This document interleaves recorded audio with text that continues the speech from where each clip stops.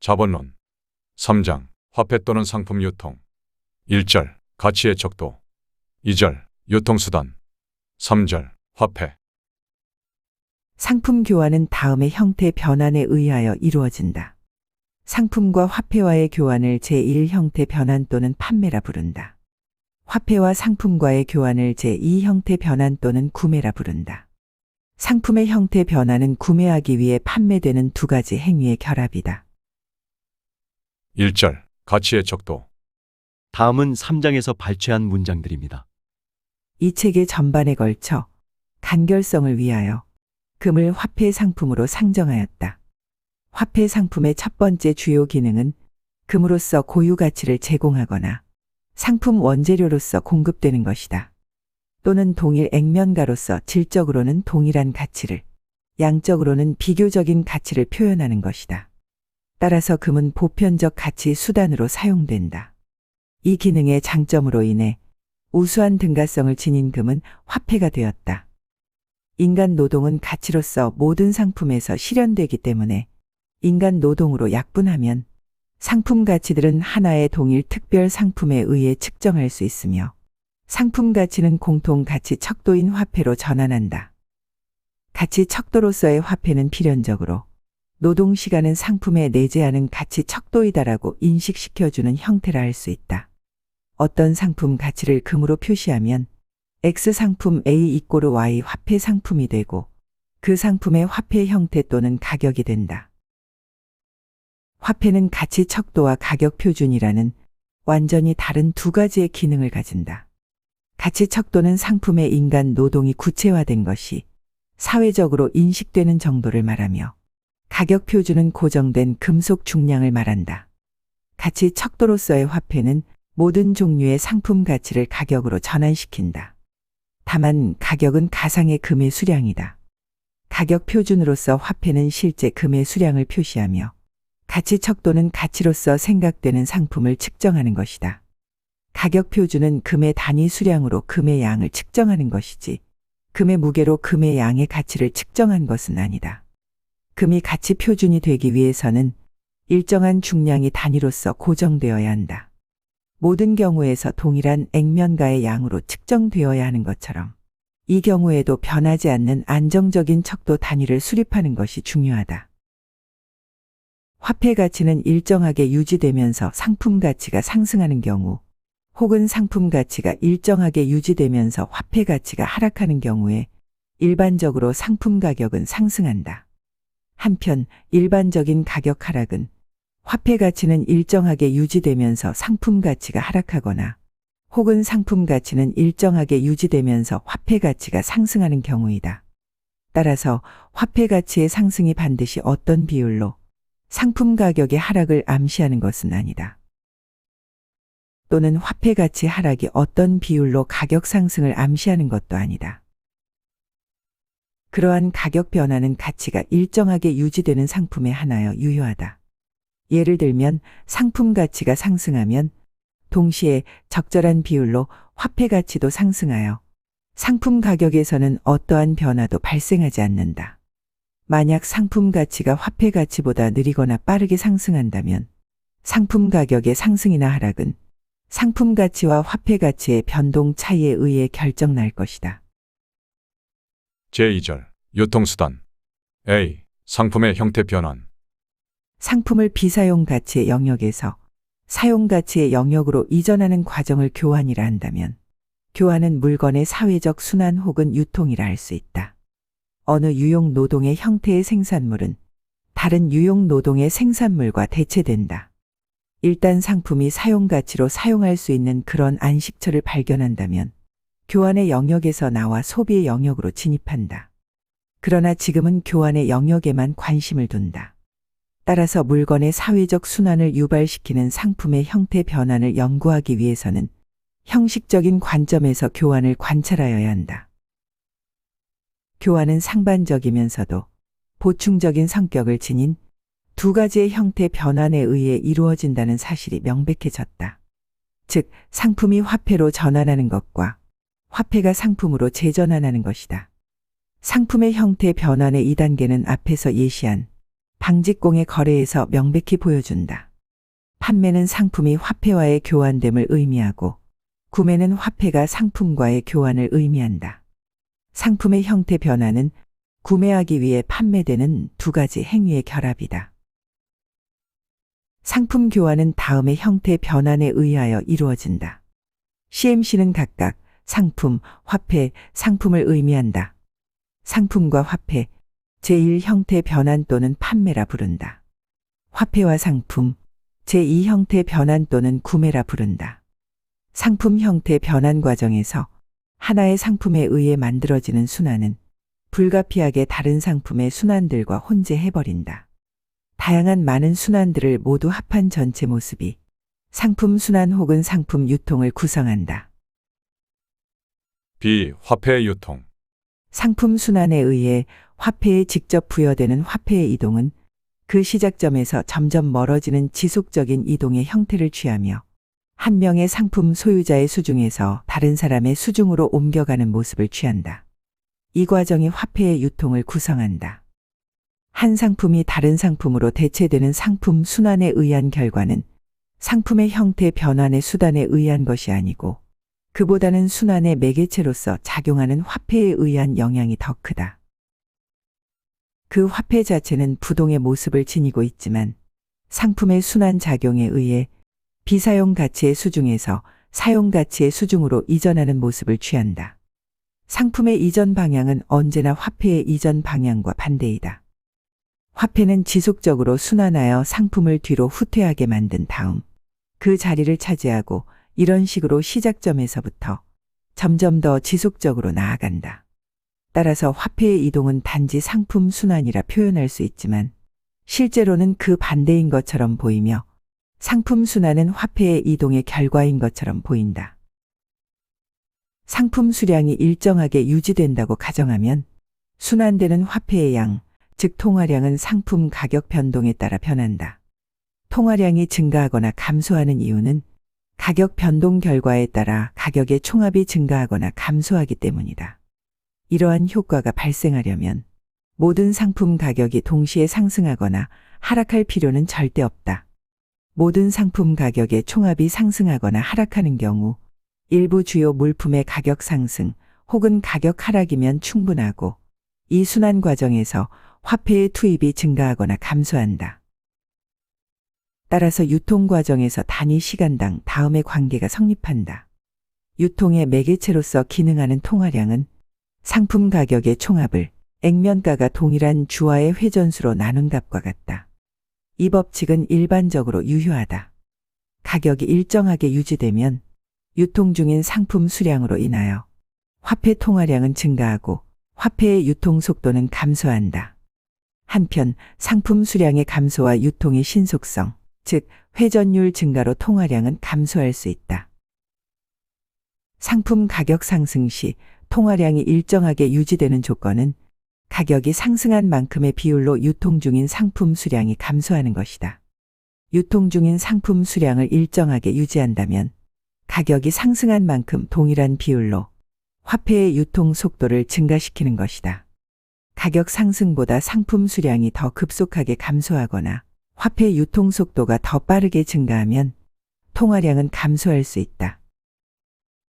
상품 가격이 전반적으로 하락하는 경우에도 가격이 하락한 만큼 적절한 비율로 상품 수량을 증가시키거나 또는 같은 비율로 화폐의 유통 속도를 감소시킨다면 통화량은 일정하게 유지될 것이다.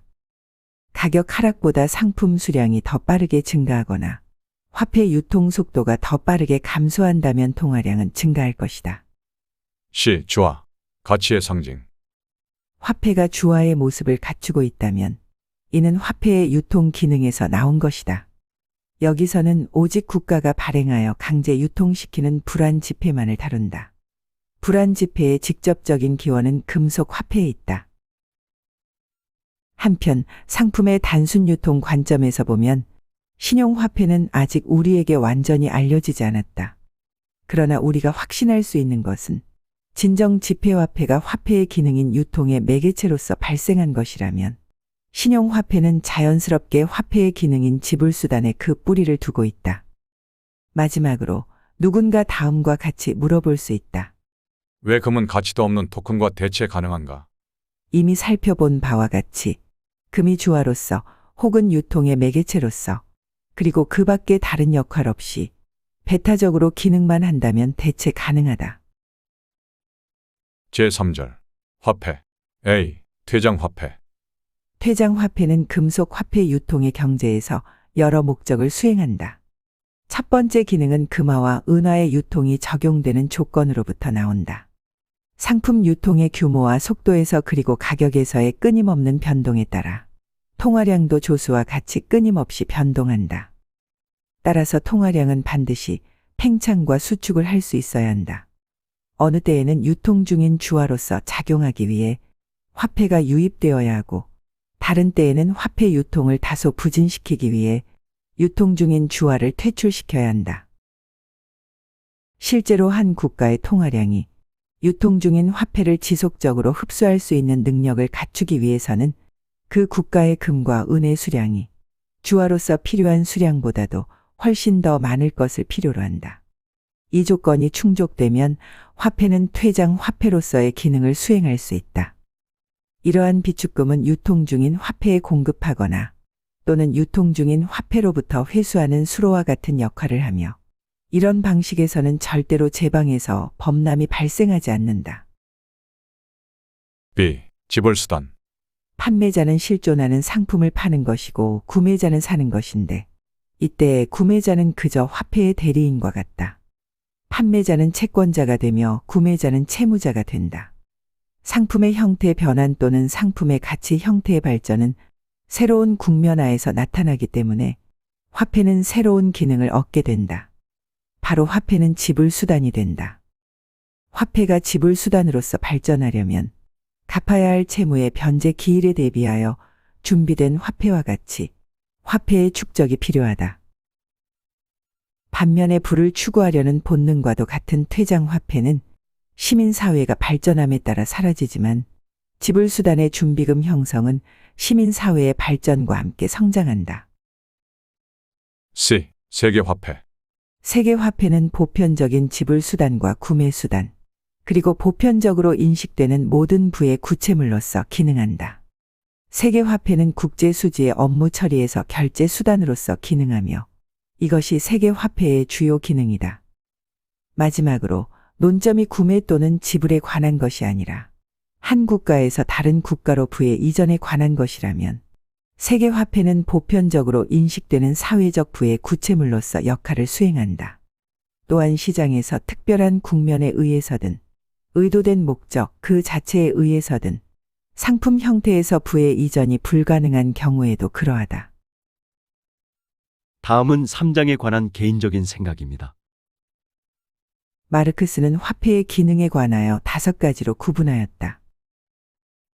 1. 가치척도 2. 유통의 매개체 3. 퇴장화폐 4. 지불수단 5. 세계화폐이다. 화폐 제도는 이미 고대 문명부터 사용되었으며 아리스토텔레스는 정치학에서 다음과 같이 설명한다. 화폐 제도가 생겨나게 된 이유는 필요한 모든 물품들이 쉽게 운반될 수 있는 것이 아니기 때문이다. 따라서 사람들은 교환 목적을 위하여 그 자체로서 쓸모있는 물건과 생활 필수품을 얻는데 다루기 편리한 물품을 주고받기로 합의했다. 그런 물품이란 철과 은 또는 이와 비슷한 금속들이다. 처음에는 그 가치가 단순히 무게와 크기로 결정되었으나 차츰 그 금속들의 일정한 양을 나타내는 표시를 해서 그때마다 가치를 결정해야 하는 수고를 덜도록 하였다. 이 기록에는 가치척도, 도량표준, 유통의 매개체, 금속화폐, 지불수단 등 화폐 제도의 주요 개념들이 포함되어 있다. 고대 그리스 문명보다 훨씬 더 과거로 올라가면 아브라함의 토지 매매에 관한 기록을 찾을 수 있다. 아브라함은 에브론의 말을 따라서 헷 사람들이 듣는 데서 에브론이 밝힌 밥값으로 상인들 사이에서 통용되는 무게로 은 400세켈을 달아서 에브론에게 주었다. 그래서 마물의 근처 막벨라에 있는 에브론의 밭 그리고 경계 안에 있는 모든 나무가 마을 법정에 있는 헷 사람들이 보는 앞에서 아브라함의 것이 되었다. 이 기록에서는 토지 매매, 도량표준, 은하, 매매 공증 즉 법정과 다수의 사람들에 관한 개념들이 등장한다. 마르크스가 설명한 화폐의 기능들은 고대 문명의 사람들도 분명히 인식하고 있었다.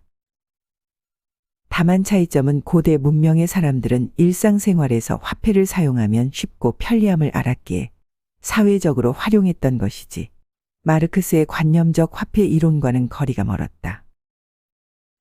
마르크스가 상점에서 물건을 살 때 과연 본인은 상품의 제2형태 변환으로서 물건을 구매한다. 이렇게 생각하면서 계산을 했을지 의문이 든다. 참고로 아브라함의 생애는 메소포타미아 문명 시대에 해당하므로 아브라함의 기록을 믿지 않는다 하더라도 메소포타미아 문명에서 화폐를 사용했다는 사실을 부정할 수는 없다. 여담으로 3장에서 가장 인상적인 구절은 진정한 사랑의 과정은 결코 순탄하게 흘러가지 않는다. 개인적으로 이 구절을 알고는 있었지만 그 출처가 자본론이라고는 전혀 생각하지 못했다. 그러나 비록 인용 표시는 없지만 마르크스 본인의 생각을 쓴 글이라고는 생각하지 않는다. 이와 같이 생각하는 이유는 첫째, 관념적인 마르크스에게는 너무나 낭만적인 표현이고 둘째, 엥겔스와의 공저인 공산당 선언에서 여성 공유제를 주장하는데 이것과 너무나 상반되는 표현이기 때문이다. 심지어 마르크스에게는 3명의 딸이 있었기에 무슨 생각으로 이런 생각을 했는지 이해가 되지 않는다.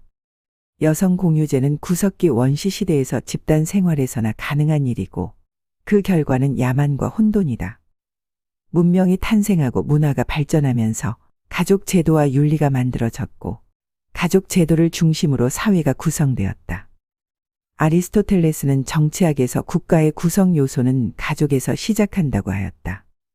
참고로 플라톤의 저서 국가에서 소크라테스는 교육과 양육 문제에 관하여 부인과 자식들의 공유 제도를 주장하는데 실상은 여성 공유 제도와 같다. 마르크스가 여성 공유 제도는 태고 때부터 거의 언제나 존재했었다고 말한 이유는 여기에 있다.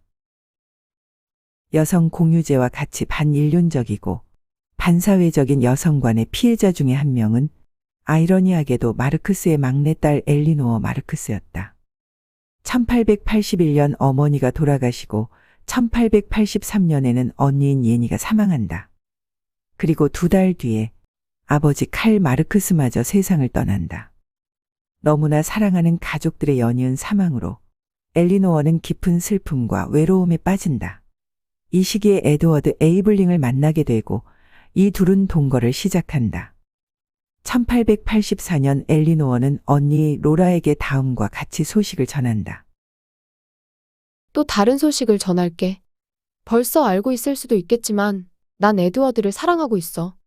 그이도 나를 좋아한다고 말했고 그래서 함께 하기로 했어. 우리를 너무 나쁘게 생각하지 말아줘. 엥겔스 아저씨야. 항상 나를 좋게 봐주시지. 그러나 이미 에드워드는 아내와 3명의 자녀를 둔 기혼자였다. 어느 지인이 두 사람의 관계에 문제가 있다고 걱정했지만 엥겔스는 이를 대수롭지 않게 생각하였다. 에드워드는 사무엘 무어와 함께 자본론 영문판 번역에도 참여하였기에 엘리노어는 에드워드를 더 깊이 신뢰하고 의지했을 것으로 생각한다. 엘리노어는 사회운동가, 번역가, 통역가로서 재능과 열정이 뛰어났고 노력에 대한 성과물도 훌륭했다. 그러나 엘리노어는 믿었던 연인에게 충격적인 배신을 당하고 절망한다. 에드워드의 전처는 이미 6년 전에 사망하였고 최근에 에드워드가 비밀리에 어느 젊은 여배우와 정식 결혼을 한 것임을 알았다. 처음에는 에드워드에 대한 분노와 원망도 있었겠지만 오히려 점차 자기 자신에 대한 실망감과 비통함으로 자기 마음속에 있는 또 다른 자아가 현실의 엘리노어를 용서하지 못한다. 마지막으로 엘리노어는 에드워드에게 다음의 글을 남긴다. 이젠 곧 모든 것이 끝나요. 내가 당신에게 하고 싶은 마지막 말은 길고 슬픈 세월 동안 언제나 말해왔던 것처럼 사랑한다는 말이에요. 1898년 43세의 엘리노어는 독약을 먹고 자살을 한다. 만약 엥겔스가 정상적인 결혼관을 가지고 있었다면 엘리노어의 비극은 일어나지 않았다. 친딸과 같은 엘리노어에게는 진심으로 설득했을 것이고 에드워드에게는 강력하게 경고해서 이 둘의 동거를 막았을 것이다. 엘리노어의 진정한 사랑의 과정은 결코 순탄하게 흘러가지 못했다. 참고로 엘리노어의 비극적인 죽음이 있은 후 4개월 뒤 에드워드는 신장 질환으로 사망한다. 다음은 마르크스와 엥겔스가 공동으로 작성한 공산당 선언에서 여성 공유제에 관한 내용입니다. 너희 공산주의자들은 여성 공유제를 도입하려고 한다. 부르주아들은 합창으로 소리 지른다. 부르주아는 자신의 아내를 생산의 도구로 바라본다. 부르주아도 생산 도구는 공동으로 사용되는 것이라고 들어본 바 있어서 당연히 다른 결론은 내릴 수 없고 전체에 공동이 되는 것이라면 마찬가지로 여성에게도 해당될 것이라고 생각한다. 부르주아들은 생산 도구로서의 여성 지위를 폐지하려는 것이 여성 공유제의 진정한 목적이 아닐까 하는 일말의 의구심도 하지 않는다. 그 외에도 공산주의자들에 의해 공개적 및 공식적으로 실시하고자 하는 여성 공유제에 대해서 저 부르주아들은 도덕적인 척 행동하며 분개하는 것보다 더 웃기는 일도 없다. 공산주의자들은 여성 공유제를 도입할 필요도 없다. 왜냐하면 그것은 태고 때부터 거의 언제나 존재해 왔기 때문이다. 저 부르주아들은 프롤레타리아의 아내와 딸들은 자기들 마음대로 할 수 있는 것에 만족하지 않고 일반 매춘은 말할 것도 없고 이젠 서로 남의 아내를 유혹하는 것에 가장 큰 유의를 즐기고 있다. 부르주아들의 결혼도 실상은 아내 공유 제도이다. 따라서 부르주아들이 위선적이고 은밀히 감추어왔던 것을 대신하여 공개적으로 법률화된 여성 공유제를 도입하려는 것 때문에 아마도 공산주의자들은 비난을 받고 있는 것이다. 그 외에도 지금의 생산 제도를 폐지하게 되면 공인 매춘과 개인 매춘에 기반하는 여성 공유제도 역시 폐지되는 것은 너무나 명백하다.